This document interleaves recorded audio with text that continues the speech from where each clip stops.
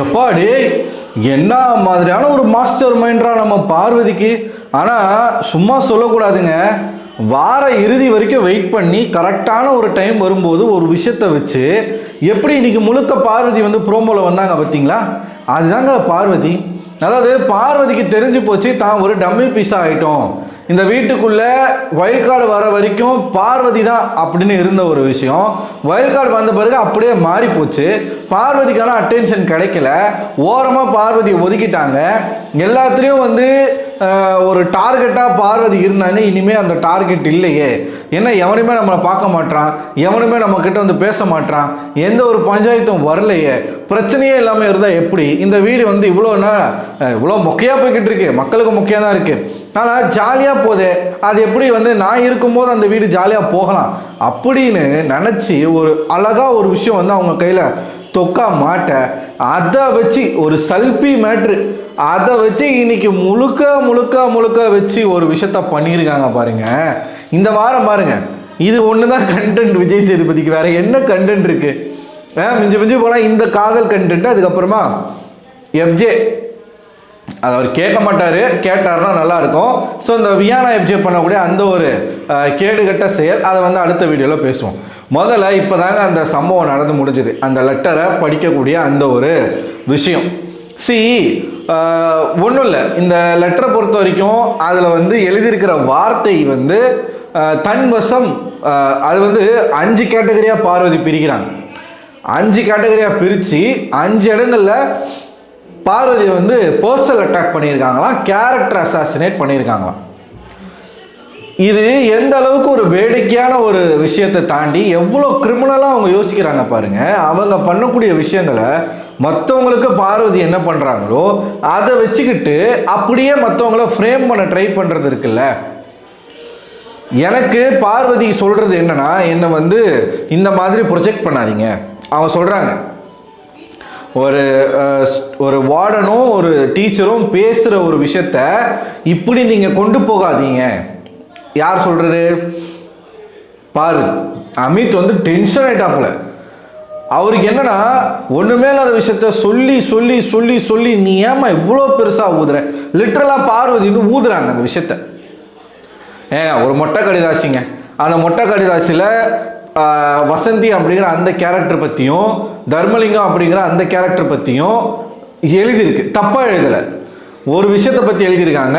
FJ அவர்களுக்கு வந்து கையில் வந்து அடிபட்டுருச்சு, கட்டாயிருச்சு, அவர் சமைக்க வரல, அவருக்கு பதிலாக அமித் வராரு, அமித்தும் பார்வதியும் சேர்ந்து சமைக்கிறாங்க, இவ்வளவுதான்.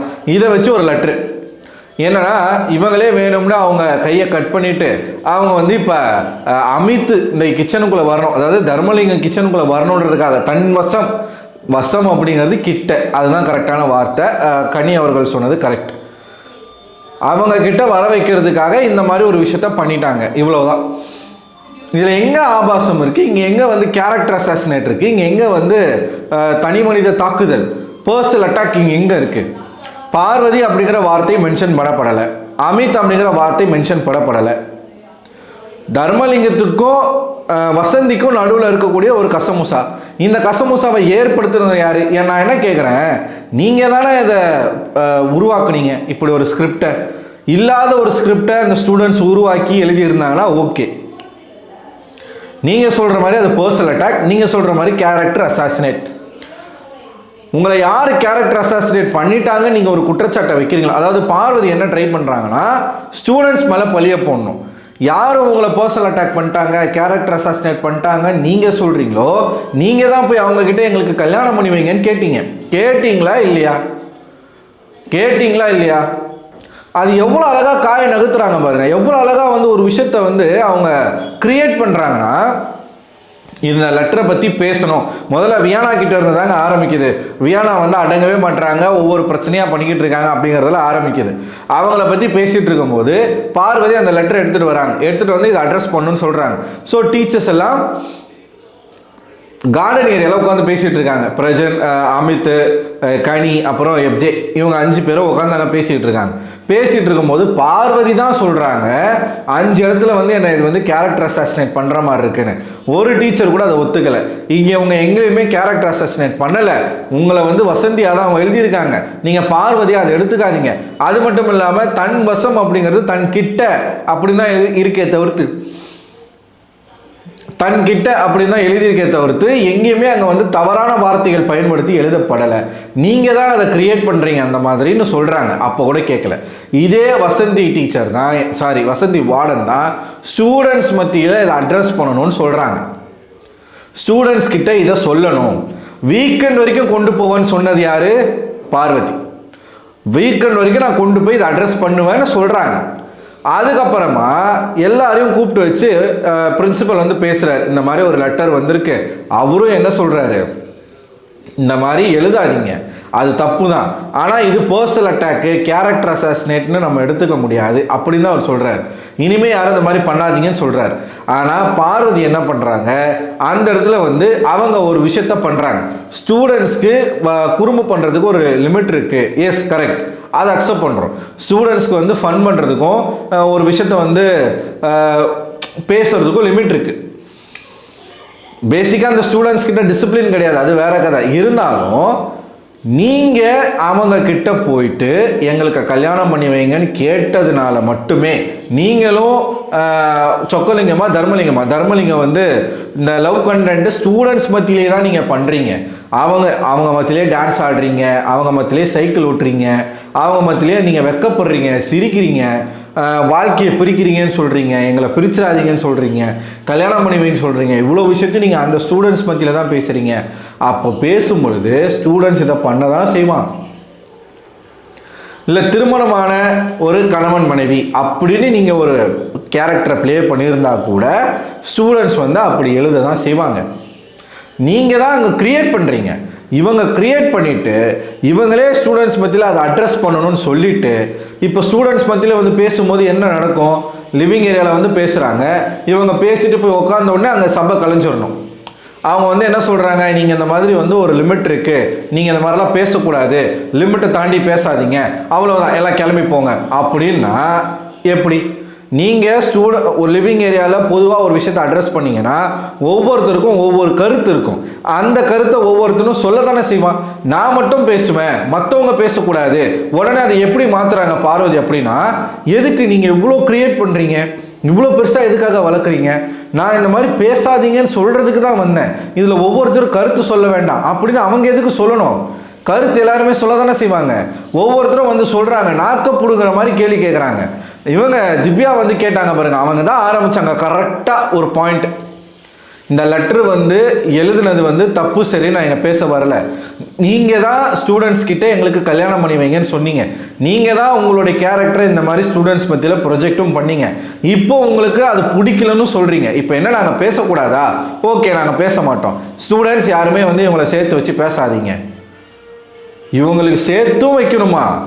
ஆனால் இந்த மாதிரி எழுதவும் கூடாது, பேசவும் கூடாதான். இது எப்படிங்க இது நியாயமாக இருக்கும்? பார்வதிக்கு மட்டும் எப்படி இங்கே இருந்து ஒரு நியாயம் கிடைக்குது? பார்வதிக்கு ஒரு நியாயம், மற்றவங்களுக்கு ஒரு நியாயமா? நீங்கள் அப்படி வந்து இது என் கேரக்டரே இது வந்து ஸ்பாயில் ஆக்குது அப்படின்னு நீங்கள் ஃபீல் பண்ணிங்கன்னா ப்ரைவேட்டாக பிரின்சிபல் கிட்ட பேசி நீங்கள் அதை முடிச்சிருக்கலாம். இதை வந்து யாருக்கிட்டையும் பேச விருப்பம் இல்லை, நான் இது உங்ககிட்ட சொல்கிறேன், இனிமேல் வந்து யாரும் இந்த மாதிரி எழுதாமல் நீங்கள் பார்த்துக்கோங்கன்னு சொல்லலாம். சபைக்கு இவங்களே கொண்டு வந்துட்டு அதுக்கப்புறமா யாரும் அதை பேசாதீங்க, கருத்து சொல்லாதீங்க அப்படின்னு சொல்லிட்டு இவங்களுக்கு ஸ்கோப் இல்லை. இந்த வாரம் நல்லா புரிஞ்சுக்கும், இந்த வாரம் முழுக்க ஸ்கோப் இல்லை. ட்ரெஸ் கோடு மூலமாக எதனா அவங்களுக்கு அறிகுறி வந்துச்சா என்னன்னு தெரில. ஃப்ரைடே இன்னைக்கு வந்து வியாழக்கிழமை, இன்னோட டாஸ்க் முடியுது, நாளைக்கு ஒன்றுமே கிடையாது பண்ணுறதுக்கு. ஸோ இன்றைக்கி ஏதாச்சும் ஒன்று பண்ணணும், பண்ணி மொத்த அட்டென்ஷனும் தான் பக்கம் திருப்பணும். ஏன்னா ஒரு பக்கம் வியானா வந்து ஒரு மாதிரி கேவலமாக ஒரு விஷயம் பண்ணிக்கிட்டு இருக்காங்க. இப்போ வியானா எப்ஜின்னு அவங்க மேலே தான் ஃபோக்கஸ் போய்கிட்டு இருக்கு. அதை பிரேக் பண்ணி பார்வதி அங்கே வந்து ஒரு லைம்லைட்டை வாங்கணும் அப்படின்னா அவங்க ஏதாச்சும் ஒன்று பண்ணணும். என்ன பண்ணலான்னு யோசிச்சிட்டே இருந்தாங்க. இது வந்து அவங்க கையில் கிடைச்சிருச்சு. உடனே எப்பயுமே பார்வதி தான் பண்ணுறாங்க. அவங்க ஏதாச்சும் ஒரு கருத்து சொல்ல வராங்க, அதை சொல்லிவிட்டு அதோடு அதை முடிச்சிடணும். யாரும் அதுக்கு மேலே பதில் கருத்து சொல்லக்கூடாது அப்படின்னு அவங்க எக்ஸ்பெக்டும் பண்ணுறாங்க. இது எந்த வகையில் சரி? இப்படிப்பட்ட கேரக்டர்ஸ் இந்த வீட்டுக்குள்ளே இருக்குது. நான் இப்பயும் சொல்கிறேன், வசந்தியினுடைய வார்டன் அப்படிங்கிற அந்த ஒரு கேம் பிளே மேலே நமக்கு விமர்சனம் கிடையாது. அதை அவங்க நல்லா தான் பண்ணியிருக்காங்க, அதை நம்ம சொல்ல வரல. வசந்தி எக்ஸ்ட்ரா ஒரு லவ் கண்டென்ட்டை க்ரியேட் பண்ணி அந்த லவ் கண்டென்ட்டை வந்து ஒரு விஷயத்தை யாரோ பேசுகிறாங்கன்னா அதை பேசக்கூடாதுன்னு சொல்கிறதுக்கு அவங்களுக்கு ரைட்ஸ் கிடையாது. பேசுவாங்க தான், ஸ்டூடெண்ட்ஸ்லாம் கலாய்ப்பாங்க தான். நீங்கள் அதை வந்து பொது சபையில் அட்ரஸ் பண்ணுறீங்கன்னா எல்லாரும் அதில் கருத்து சொல்லுவாங்க தான். அப்படி உங்களுக்கு இது குத்துது குறையுதுன்னா நாங்கள் லவ் பண்ணுறோம், எங்களுக்கு கல்யாணம் பண்ணி வைங்கன்னு ஒரு அந்த லவ் கண்டென்ட்டே நீங்கள் எடுத்துருக்கக்கூடாது. ஏன் வார்டனாக லவ் தான் பண்ணணுமா? பார்வதினாலே லவ் தான் பண்ணணுமா? வேறு எதுவும் உங்களுக்கு தெரியாதா? ராஜாங்கம் டாஸ்க்லையும் லவ் தான் பண்ணுறீங்க, இந்த டாஸ்க்லையும் லவ் தான் பண்ணுறீங்க. வேறு எதுவும் யூனிக்காக உங்களுக்கு ஐடியா கிடையாதா? மண்டையில் மூளையே இல்லையா? லவ் தாண்டி உங்கள் மனசு எதுவுமே யோசிக்காதா? ஒன்று லவ்னு ஒரு பக்கம் காஜி, அவன் ஸ்டூடெண்ட்டுக்கு அமிர்தன்னு ஒரு பொண்ணு கூட டான்ஸ் ஆடினா இவங்க காண்டாகி டீச்சர் கூட டான்ஸ் ஆடுறாங்க. அப்போ என்ன இது? நீங்கள் எல்லாமே பண்ணுறீங்க, ஆனால் உங்களை யாரும் எதுவும் சொல்லக்கூடாது திருப்பினா எப்படிங்க இது? வீக்கெண்டில் விஜய் சேதுபதி இதை அட்ரஸ் பண்ணுறாரா? ஏன்னா இவங்க தான் சொல்லியிருக்காங்களே, நான் வீக்கெண்ட் வரைக்கும் இதை அட்ரஸ் பண்ணேன். கண்டிப்பாக பார்வதி வீக்கெண்டில் இதை எடுத்து வைப்பாங்க. பார்வதி மேலே இங்கே எந்த விதமான நியாயமும் கிடையாது. புடவை மேட்ரு அவங்க சொன்னாங்களா, அதில் அவங்க பக்கம் நியாயம் இருக்குது, நம்ம அவங்க சைடில் நிற்போம். இந்த லெட்டர் விஷயத்தில் பார்வதி மேலே எந்த விதமான அடிப்படை நியாயமும் கிடையாது. நீங்களா ஒரு கேரக்டரை எடுத்து நடிச்சிங்க, அந்த கேரக்டருக்கான ஒரு விமர்சனம் வந்துச்சு. அந்த கேரக்டருக்கான விமர்சனம் தானே தவிர்த்து பர்சனலாக பார்வதிக்கான ஒரு லேபிளோ, உங்களை மாதிரி யாரையும் கேரக்டர் அசாசினேட் பண்ண முடியாது. உங்களை மாதிரி யாரையும் லேபிள் குத்தவும் முடியாது. அது பார்வதிக்கு மட்டுமே கைவந்த கலையாச்சே தவிர்த்து வேறு யாருக்கும் அது வரலை இந்த வீட்டுக்குள்ளே. ஸோ பார்வதி இன்னொருத்தவங்களை கை காட்டி என்னை கேரக்டர் அசாசினேட் பண்ணிட்டாங்க, என்னை லேபிள் பண்ணுறாங்க, ஏன் எங்களை இப்படி கொச்சப்படுத்துறீங்க, என் கேரக்டரே இது பண்ணுறீங்க, 5 இடத்துல எனக்கு கேரக்டர் அசாசினேட் பண்ணியிருக்கீங்க, எப்ஜேவுடைய கையை கட் பண்ணிட்டாங்க அப்படின்றது கேரக்டர் அசாசினேட்டான், கிச்சனுக்குள்ளே வர வச்சுட்டாங்கன்றது கேரக்டர் அசாசினேட்டான், எப்ஜே வந்து துரத்திட்டாங்க அப்படிங்கிறது கேரக்டர் அசாசினேட்டான். என்னடா இது? கேரக்டர் அசாசினேட்னா ஒரு புது டெஃபினேஷன் கொடுக்குறீங்க. ஊ அப்படின்னா கேரக்டர் அசாசினேட், இ அப்படின்னா கேரக்டர் அசாசினேட். பார்வதி அப்படின்னு யாராவது பேர் சொல்லி கூப்பிட்டாங்கன்னா, நீ என்னை பார்வதின்னு பேர் சொல்லி கூப்பிட்ட, நீ என்னை கேரக்டர் அசாசினேட் பண்ணிட்ட அப்படின்னு சொல்லுவாங்க போல.